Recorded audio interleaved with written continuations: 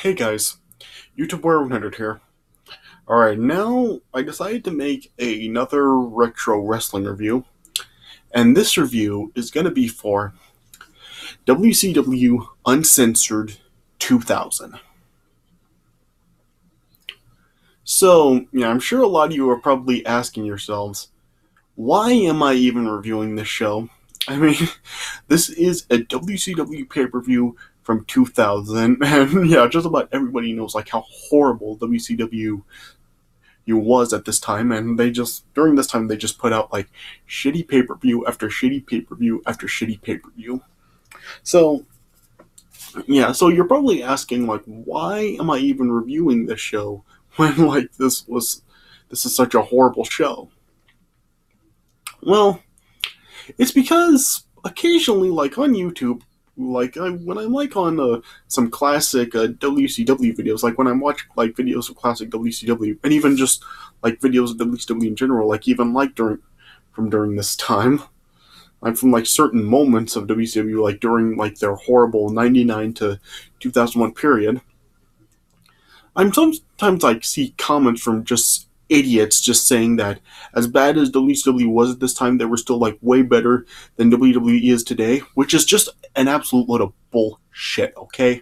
I mean, if you actually think WCW was better than WCW like during their horrible 99 to 01 period is better than the WWE today, you are a flat out idiot, okay? Because WWE today is a million times better than that horrible WCW period, okay? So why do you even think that the WWE is still around today and WCW went out of business after just 2 years of a horrible product? That is how horrible WCW was at that time, okay? So that clearly shows that the WWE today is still way, way better than the WCW during the 99 to 01 period. I don't care like how bad you think the WWE is today. It is clearly much, much better than the 99 to 2001 period in WCW, okay?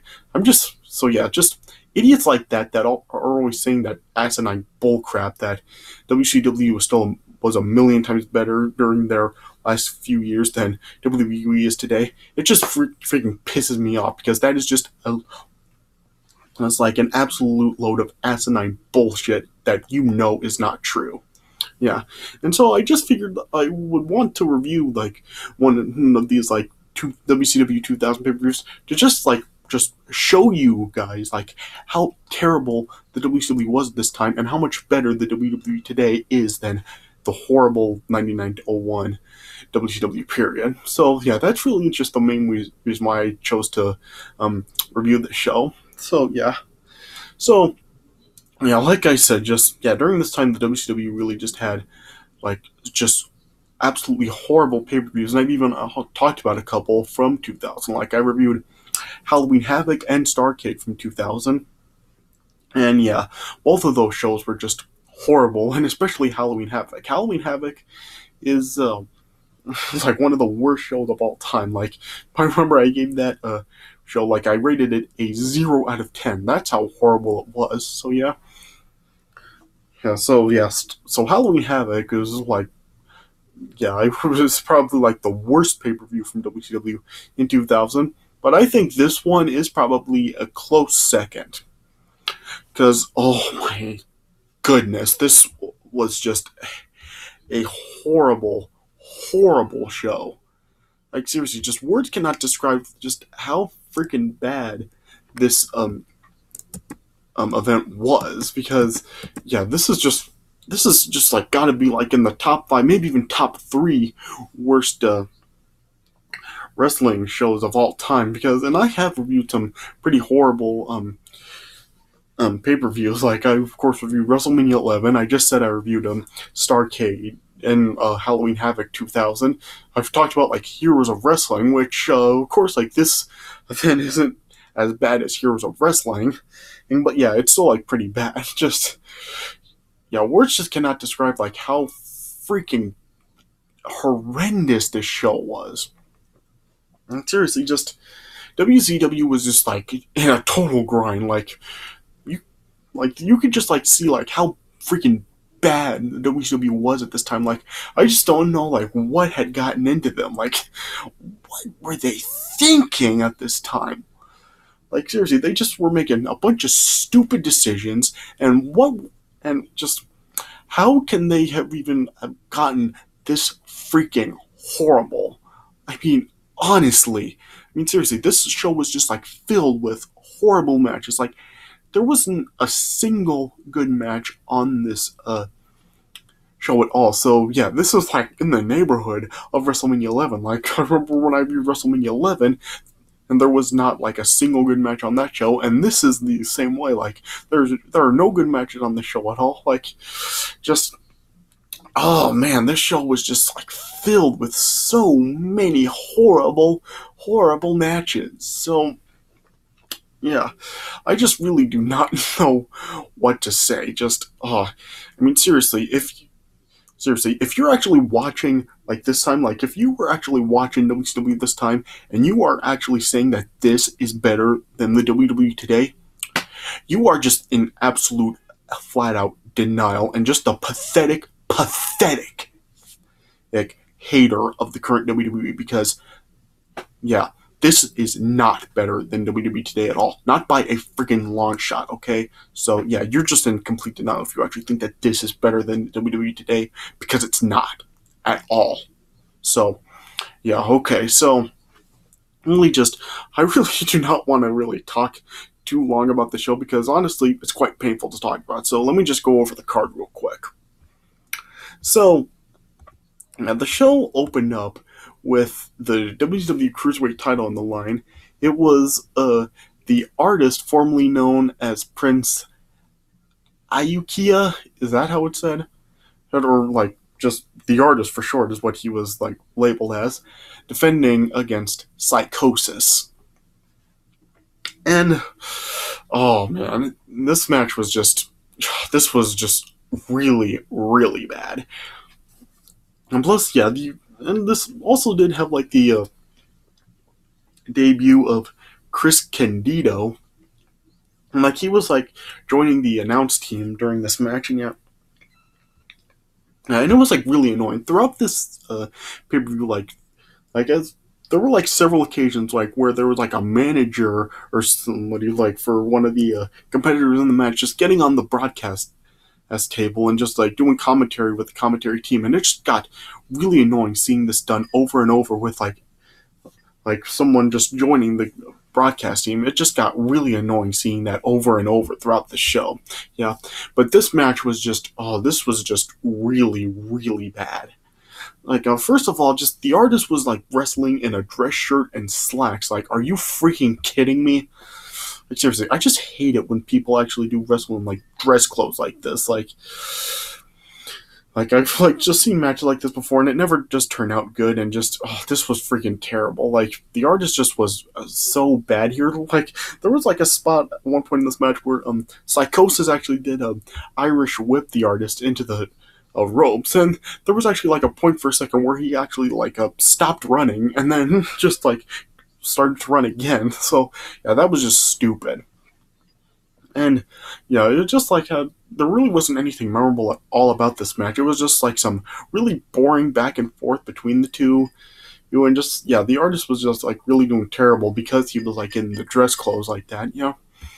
And then at one point you did have Charmel, who was actually like in the artist's corner, like distracting Psychosis, and you had Juventud Guerrero, who was in Psychosis' corner, then like getting into it with Charmel, and Charmel actually like ended up attacking Juventud Guerrero, which was pretty dumb, and Psychosis just constantly kept getting distracted, and it was pretty stupid, the ending of this match. Like, you did have like a Psychosis was like distracted by Charmel again, and it even showed like the artist was like getting onto a turnbuckle, like, and it was actually just like right to the side of Psychosis, not like it was behind him, like it was right in front of Psychosis' face, and it was like he didn't even see it. Yeah. So that was like extremely stupid. But then I guess like the finish was kind of nice with like the artist like jumping off of the turnbuckle and then just like hitting a flying DDT on Psychosis to get the pin. So yeah, I guess it was kind of like a cool finish, seeing like the artist like do a finisher like that. But yeah, this match was just so freaking bad. I mean, not as bad as some of the other stuff on here, but yeah, still like a really bad match. I would just give this like, I don't know, a star and a half. And yeah, it was also like a pretty short match as well. It was under like 8 minutes. In fact, like there were like so many short matches on the show. Like the the last match on the show is really just the only match that lasted like over 10 minutes. Like every other match didn't even last 10 minutes. So yeah, this show was just like filled with a bunch of short matches. So yeah, and then yeah, after this, then the next match on the show was a tag team match. It was a XS, which was a Lane and Rave versus Norman Smiley and the Demon. And in this match, like you had Stacy Keibler coming out on commentary. You were at this time she was named Miss Hancock, but yeah, she ended up joining the announce team for this match for some reason. Yeah, apparently like she was like the manager of Lave and Ray, but they like said that they no longer want her to be her manager, and then she just like got on the commentary desk and was just like saying that she like was now with a new team, just like pretty useless to even have her out there, honestly. But yeah, this match just this was horrible. Also, like this match just oh gosh, this was awful. I mean, first of all, this match wasn't even like 4 minutes long, and it was just disgusting. Like you had Norman and Smiley like just like being like really like disgusting in this match. Like they were like pushing excess with like their genitals or something, and they were like smacking, like they were spanking them. Like it was just freaking gross. So I didn't even want to talk about that. But yeah, this match just this was awful. This was only like 4 minutes long. It was just sloppy in ring action, and then Norman Smiley and the Demon ended up getting the win. So yeah, but this match was just terrible, freaking horrible.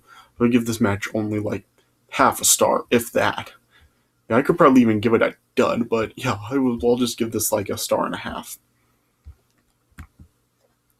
And then after this, then we had Bam Bigelow versus The Wall. And yeah, this was another horrible match too. Just yeah, this is another one that didn't even last like 4 minutes long. Yeah, I mean, it was just like stuff with like the storyline behind this was like the Wall was attacking people, and apparently Bam Bigelow was his mentor, and so then yeah, after the Wall turned on Bam Bigelow, it like led to this match, and really this was just terrible too. I mean, it was only like 4 minutes long, as I said. I mean, and it was basically just like them just like fighting each other for like a couple of minutes, and then it eventually like spilled into the outside of the ring towards the entranceway, and then it just like ended abruptly. We're just after the Wall ended up just choke slamming Bam Bigelow through a table in the entranceway, and then after that, then like it was just called for the bell. I guess like the Wall ended up getting disqualified, and then after that, then you had like a Crowbar and David Flair running out trying to attack the Wall, but then he just the Wall then just ended up beating down both David Flair and Crowbar, and then yeah, kind of like a nice spot where the Wall ended up like choke slamming, hammering Crowbar from like above the entranceway. They were like a 15-20 feet on a structure, and then just chokeslammed Crowbar down to the floor through the staging. So yeah, I guess it was kind of like a kind of a cool thing to see, but still just yeah, this match was awful. So yeah, that match sucked too. I would give that like a quarter of a star. I mean, it was just like such a bad match. I mean, seriously, the Wall he was freaking awful. So yeah, just yeah. And then after this, then we had like it was a hardcore elimination match for the WCW Hardcore Championship. It was 3 count. Consisting of Evan Courageous, Shannon Moore, and Shane Helms, who were all like holders of the hardcore title, defending against Brian Knobbs. And this was like, yeah, this sucked too. I mean, first of all, like Brian Knobbs just came out like looking like he was a member of the Dudley Boys. Like he was wearing and like all camouflage and like with the shaved head or like the flat top. Yeah, pretty much just let's just say the different hairstyle. Yeah, yeah, and just yeah, this really just was not anything special either. Just all it was just like the three members of Three Count trying to like fight off Brian Knobbs, and Brian Knobbs just battling back and beating down each of them. Each of them, yeah, and yeah, and then just Brian Knobbs then just ended up like taking them down one by one. He first eliminated Shane Helms, and then he actually like chokeslammed Evan Courageous through a table from the inside of the ring down to the floor and eliminated him. And then eventually got down to Shane and Moore, and Brian. Like at first, Shane Moore was just like trying to like just give up and just like hand the title over to Brian Knobbs, but Brian Knobbs didn't have that, and then he attacked Shane Moore, and then yeah, he then ended up pinning Shane Moore. So yeah, Brian Knobbs ended up defeating 3 Count, burying them, and yeah, won the hardcore title. So yeah, it really was not anything special, not a good match. I would give it like I don't know, 1 star. So there just really is not really anything to talk about here. I'm not kidding. Like every match on the show just was really freaking bad. I mean, there may have been like a couple of okay matches on the show. I haven't gotten to them yet, but yeah, like really just as you can probably see, like everything that I'm getting to right now, like pretty much everything on the show was crap. So yeah, I'm trying to do the best I can to talk about him, but there's just like really not a whole lot to really say about him, just because nothing happened. There was just boring crap all night long. So yeah, and then like after that hardcore match, then next up we had a tag team match. It was Booker T and Billy Kidman versus his Harlem Heat 2000, which was Stevie Ray and Big T, aka Ahmed Johnson. Oh man, and this was bad too. Like, yeah, just look at it. You have Booker T, Billy Kidman, and even like Stevie Ray. He could actually put on some good matches, and even like look back like at Ahmed Johnson in WWF during the mid to late '90s. Like, he actually was like a good do some good stuff, and he was like a pretty over guy. Hi, but yeah, this match this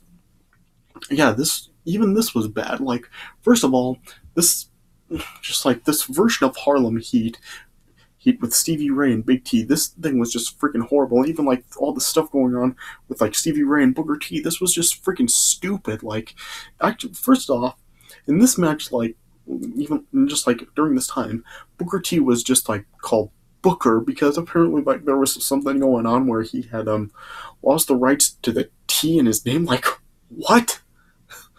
Like, seriously, how stupid is that? Like, losing the T for his name? Like, oh my gosh. Yeah, and apparently, like, this was, like, the new version of Harlem Heat because, like, apparently, like, there was a match one where Stevie Ray actually did win the rights to the team, so this was how, like, this was a new Harlem Heat. Yeah, but this was just freaking stupid. I mean, if they really wanted to do something like this, just like something between Booker T and Stevie Ray, they couldn't have just had just the two of them feuding with each other. They really had to do like this crap where Booker T like loses the T in his name, and like a new version of Harlem Heat, which sucked. Yes, and so yeah, a lot of stupid stuff going on with Booker T and Stevie Ray at this time. But yeah, this match was like really, really bad too. I mean, yeah, once again, like, you did have someone else on commentary in this match. You had, Jay Biggs, who was one of, like, the managers for this version of Harlem Heat. He got on commentary for this match, and he was just so annoying to listen to. Yeah, and this match just sucked. I mean, yeah, there really is not anything to talk about. I mean, first of all, Big T, like, he just was, like, so freaking bad. Like, he just looked so much different than when he was Ahmed Johnson in the WWF. Like, he just like seemed just totally out of shape and just not really have the ability that he had when he was Ahmed Johnson. There was even a point in this match where like he was like on the outside of the ring. You had Cash, who was like in the corner of Harlem Heat 2000, and like he was holding on to Billy Kidman, and like Big T like went over the guardrail, and then like he was playing it. He was meaning to like jump over the guardrail and then just nail Billy Kidman, but as he jumped over, you can see like he didn't like get high enough for the jump, and his feet actually like hit the guardrail, and he didn't even like get to. He didn't even actually hit Billy Kidman. And Billy Kidman just like moved out of the way, and they like tried to pass it off like he did hit Billy Kidman, but he didn't. Like you could clearly see he didn't even hit Billy Kidman at all. Yeah. But yeah, this match just, yeah, this was boring. This was slow. This was not interesting at all. There really isn't anything to talk about. But yeah, there was an ending that was like a little confusing, where it seemed to be like a Booker T and Big T were legal in the match, and then and all of a sudden, just like it's like a Billy Kidman then just like had like a sunset flip on Big T, and Booker T then just kicked not Billy Kidman, a Big T, like to fall into it, and then Billy Kidman scored the pin. But yeah, Booker T was technically the legal guy in the match, so how could Billy Kidman get the pinfall? So yeah, something else that just didn't make sense, and yeah, another bad match. This was just sad. I mean, with who you had involved in this match, like this actually could have been like a pretty good match, but it wasn't, not at all.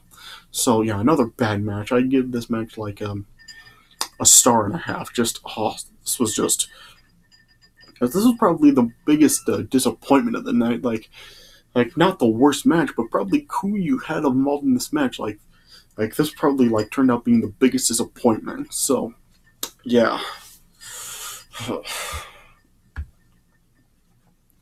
And then after this, then the next match of the night was a Falls Count Anywhere match. It was Fit Finlay versus Vampiro.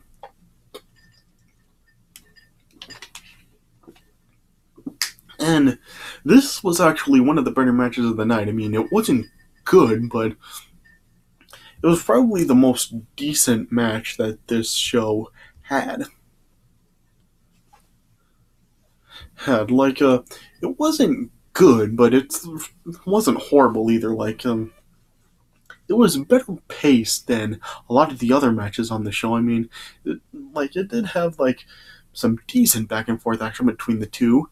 It started off in the ring and then spilled into the crowd, where they were fighting up the stairs, and then eventually spilled into the concession area. They were fighting in the restrooms, and then they eventually were fighting just right near one of the entrance areas of the building. And yeah, they just were just brawling it out with each other, and then eventually Vampiro was then able to get the win after he threw Finlay into a pillar or something, or just slammed him onto the ground and then got the pin. So yeah, Vampiro ended up getting the win. So a decent match, probably the best match of the night, which doesn't really say much, because even then this wasn't a good match, but it just wasn't horrible either. So yeah, I'd probably give this match 2.25. Yeah. And then after this, then we then had the WCW Tag Team titles on the line. It was the Mamalukes defending against the Harris Brothers.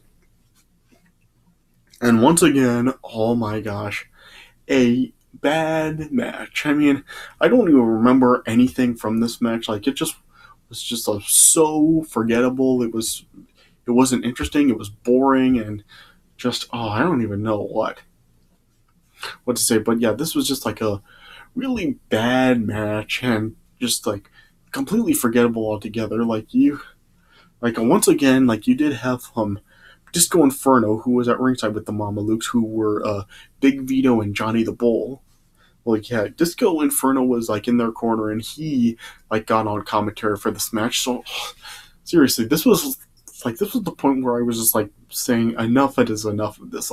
Stop putting people managers on commentary already, because we don't need this. Yeah. Yeah, but yeah, this was just like, yeah, this match was like totally forgettable. I don't even remember what happened in this match. Yeah, the Harris brothers ended up getting the win and they won the tag titles. So, yeah, so I would give that match probably just like 1 star. It was just like totally forgettable. Then next up we had Dustin Rhodes versus Terry Funk in a Texas Bullrope match.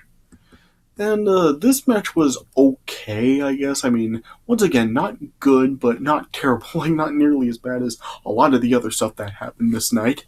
But yeah, still just like a kind of just like an okay match. Like he had like a Terry Funk before the match. Like when Terry Funk came out, he was like kind of like insulting Dusty Rhodes. Like he had a raw chicken out, pretty much like saying that that was Dusty Rhodes, and then he like brought out Dustin's brother, which is just a guy dressed in a chicken outfit.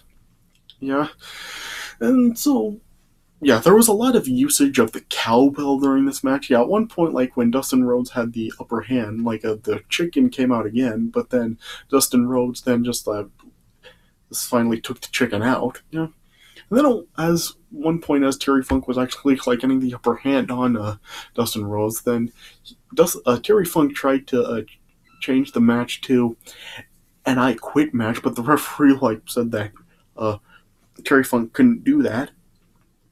And then even like when he was Terry Funk was about to get Dustin Rhodes to say he quit, the referee still said that Terry Funk didn't have the authority to change the match. And then, as Terry Funk was then arguing with the referee, he then Dustin Rhodes then was able to nail Terry Funk with the cowbell, and then was able to get the win. So yeah, Dustin Rhodes ended up winning the match. So an all right match, not good, not terrible. So yeah, probably like the second best match of the night. I would give that like 2 stars. And then after this, oh man, this is the horrible match right here. Next up, then we had a lumberjack cast match, as it was called, Lex Luger versus Sting. And this was just a freaking horrible, horrible match. I mean, yeah, they did have a terrible match at Starrcade 1999, but this one was even worse. Just, oh man. Yeah, and this, like, what I mean by Lumberjack cast match was because there was, like, a gimmick going on at the time, and with Lex Luger, that, he was apparently, like, he was breaking a lot of people's arms at the time, and so a lot of the people that he did break their arms were actually lumberjacks in this match. Like this match had lumberjacks like a Jimmy Hart, Kurt Hennig, Doug Dillinger, Fit Finlay, Brian Knobs, and Vampiro. But Lex Luger also brought out like his own personal lumberjacks that didn't have their arms broken, which were like the Harris brothers and Harlem Heat 2000 and Hugh Morris, but that were just wearing casts on their arms. Yeah. But yeah, this match just this was awful too. Like, this is just like just yeah, the Sting Lex Luger rivalry, it was just like freaking horrible. And even then, like you couldn't even like actually see like a lot of stuff that was going on in this match because there was just like so much brawling with the lumberjacks in this match that you couldn't even like see like half of the action that was going on in this match. Like it was focusing more on all the lumberjacks at ringside fighting it out with each other, and eventually just all the lumberjacks then just fought each other back to the locker room area. So yeah, there was even like hardly any actual lumberjack. Like just yeah, it just like totally ruined the concept of the match. Like pretty much the only lumberjack that was still out at ringside was Vampiro, but then Ric Flair and Miss Elizabeth then came out to ringside to try to help Lex Luger when like at one, and there was also a point where Tank Abbott like came out. This was still like when all the lumberjacks were out at ringside, and yeah, Tank Abbott then just like randomly just punched Doug Dillinger in the face, and then just went back to the locker room area. Yeah. And then, yeah, as I said, Ric Flair and Miss Elizabeth tried to interfere to attack Sting, but then Jimmy Hart and Vampiro were able to stop them. And then, as Lex Luger was like had a Sting and like hit the backbreaker, or then Vampiro then just nailed the Lex Luger with Sting's bat had, and then Sting then just hit a Scorpion Death Drop on Lex Luger and got the pin. So Sting won. But this match was horrible. I mean, you barely saw any of the action in the actual match. Like, it was more focused on all the Lumberjacks interference and stuff. So this was just freaking terrible. So this gets a dud. This was awful. And then after this, then we had the WCW World Heavyweight Title match with Sid Vicious defending against Jeff Jarrett. And this was an alright match as well. I mean, it wasn't good, but it was once again better paced than a lot of the other stuff that happened on this show. But really, this match just wasn't focusing really much on the in-ring action. It was more set around all the run-ins and the ref bumps and stuff. You had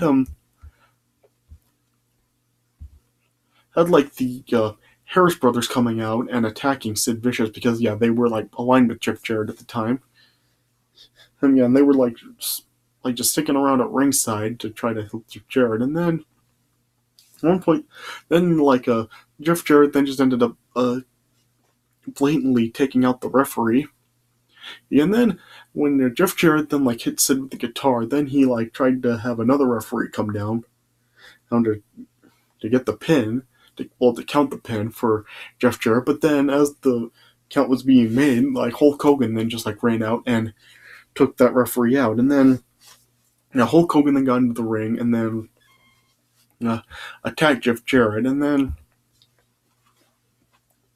that then allowed Sid to then crawl all on top of Jeff Jarrett and get the pin. So Sid ended up winning the match and retaining the title. So the match it was really really unfocused on the action once again, and was more set around all the run-ins and stuff. So it really just drew the attention away from the actual match, and it was more about all the run-ins and stuff. But still it was better paced overall than a lot of the other stuff on the show. So I would probably give that match 2.25 or 2 stars, something like that. And then during this, as Hulk Hogan was celebrating with Sid, then Scott Steiner then just ended up coming out and then ended up attacking Hulk Hogan. And then as the Harris brothers then were trying to attack Hulk Hogan some more, then Sid then just came to Hulk Hogan's aid and then just got rid of the Harris brothers and just beat them to the back. And then Ric Flair then ended up running out. And then after this, then we then right here we then got the main event of the show with Hulk Hogan versus Ric Flair in a Yappapi Indian strap match. So, what exactly does Yappapi even mean? Does anybody even know if that's an actual word? Does that even have a meaning? Here in Arizona, we do have a county that's named Yavapai, but it's Yava, not Yappa. So, it's not even named after that county. So, what does Yappapi even mean? So, and so, Hulk Hogan versus Ric Flair. There are a lot of people that really have complained about this being the main event of a WCW show in 2000. Me personally, I really didn't mind it main eventing all that much because, I do love the Hulk Hogan-Ric Flair rivalry. It's one of the biggest rivalries in pro wrestling history, seeing they are the 2 biggest stars and the 2 biggest legends in the history of pro wrestling. So I really didn't mind it really being the main event of the show. But honestly, this match was just, this was awful.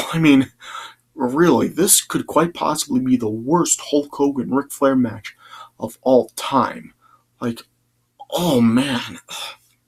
I was upset by this. This honestly really hurt me, seeing a match between the 2 of them be this freaking bad.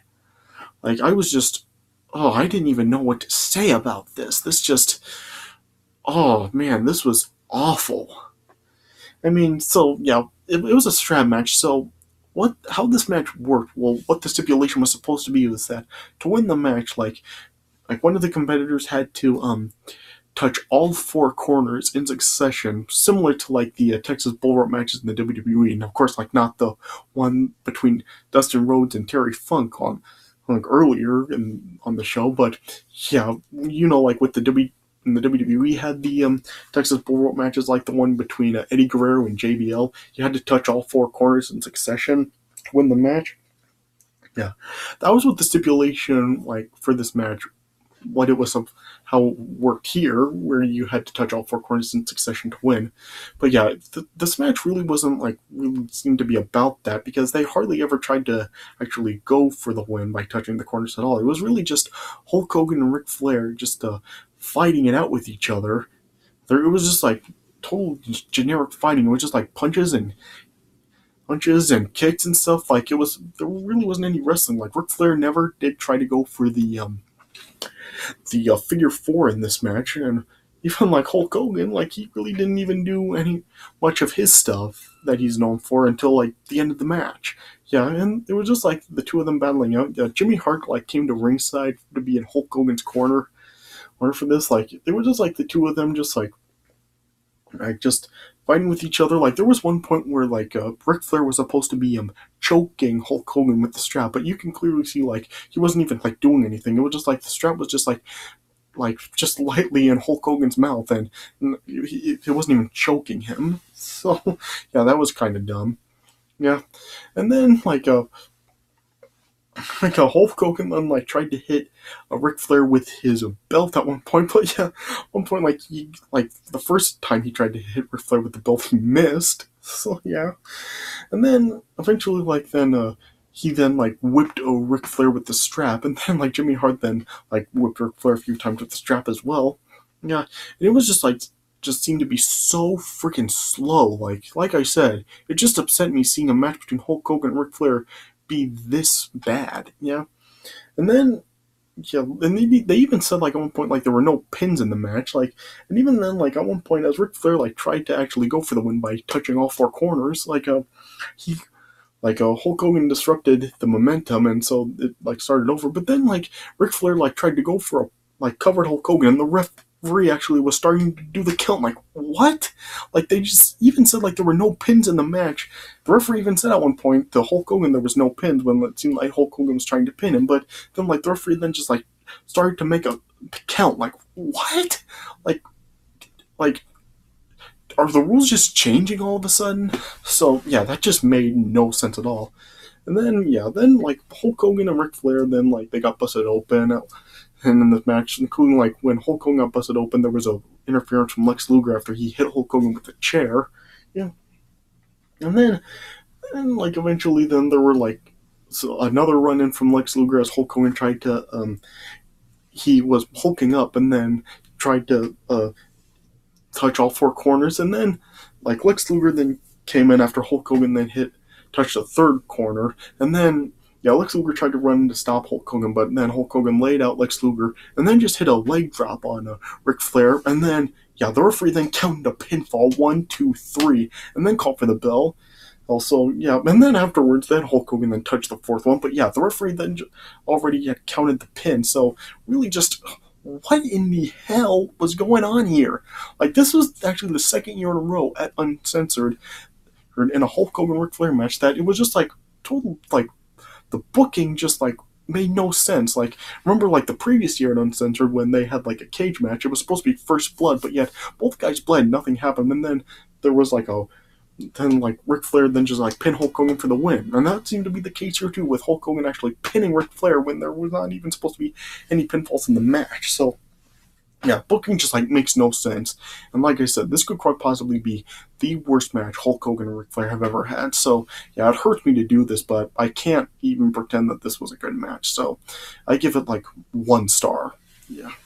So yeah, overall, this show I give it like, I don't know, a 0.5 out of 10. Just, yeah, this show was that bad. So yeah, like I said, if you've actually watched the show and if you've even like watched WCW from this time, and you're gonna actually like say WCW at this time was better than the WWE, you are totally full of shit, because that is a load of nonsense and you know it. You know the WWE today is a million times better than how horrible WCW was at the time, because yeah, it wasn't even just this show where it was a horrible pay-per-view for WCW. Like throughout the year of 2000, WCW had horrible show after horrible show after horrible show. The WWE today still has had many good to great shows. Like in the last 10 years overall, or however long you want to say WWE's been horrible for, or they have had many, many good to great shows. Those in the last several years. Like, it's nothing like how WCW was this time at all. So don't you even try to be a hater and say WWE today is worse than WCW this time, because it wasn't. And this pay-per-view just shows it. Alright, this was a horrible pay-per-view, and it just shows like how freaking bad WCW was at this time. So don't even try to act like WCW at this time was better than WWE, because it's not, and you know it. Alright, so yeah, that's all I can really say about it. I don't want to talk about it anymore. I mean, this has already gone on for like over 40 minutes, so yeah, I think I should pretty much just call it quits right here. So just a horrible show. Stay the hell away from it. Don't watch this pay-per-view, and don't watch any of the WCW pay-per-views from 2000, because it's just freaking horrible. I just wanted to do this just to show you how horrible WCW was this time, and that it is not better than WWE today at all. Not by a long shot. Alright, so yeah, so that's all I really have to say about it. Alright, so this does it for my review of WCW Uncensored 2000. I hope you guys did enjoy this review, so thanks for watching, and I'll see you guys later.